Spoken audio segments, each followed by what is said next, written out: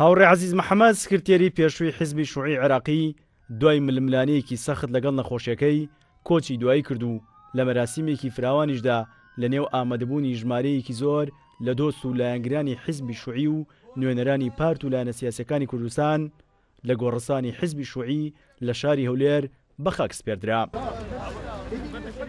لە وتاری حیزبی شووعی کوردستانیشدا کە لەلایەن سکرتێری ناوەندی حیزبی شووعی کوردستان و پێشکەش کرا بە ناوی حیزبەکەیەوە دوای ئەوەی سوپاسی دۆست و لایەنگرانی حیزبەکەی و نوێنەری پارتەکانی هەرێمی کوردستانیان کرد بۆ بەشداریکردنیان لەو مەراسیمە ئاماژەی بەوەش کرد کە هاوڕێ عەزیز تەنها موڵکی حیزبی شووعی نەبوو بەڵکو کەسایەتیەکی دیاری ناوچەکە و عێراق بوو. ئەم بەشداریکردنە فراوانە جەخت لەسەر ڕاستیەک دەکاتەوە کە عەزیز محەممەد تەنها پشتی شووعەکان نییە بەڵکو پشتی سەرجەم لایەنەکانی بزوتنەوەی ڕزگاری خوازی گەلی کوردستانە.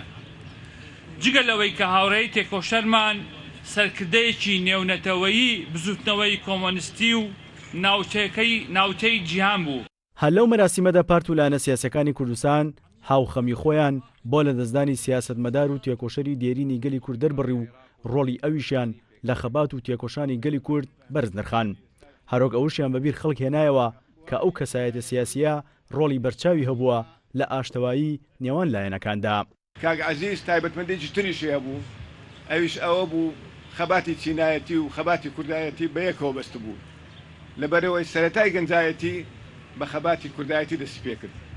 دوایش کە ڕووی کردە خەباتی چینایەتی دوای 10 ساڵ لە زینداندا گیانی خەبات و گیانی شۆڕژێری قاڵتر بوو، بەهێزتر بوو، بۆیە تا دوا ساتی ژیانی دوور نەکەوتۆتەوە لە خەباتی کوردایەتی، دوورش نەکەوتۆتەوە لە خەباتی چینایەتی. ئینسانی وا نەک لە خۆیان دەڕۆن و نەک لە خانەوادەکەی نە لە حزبەکەی نە ملەتەکەی، ئەمانە زیندون. هاوڕێ عەزیز لە بواری ئاشتی و پێکەوە ژیان و کارکردنیشدا دەوری گرنگی هەبوو.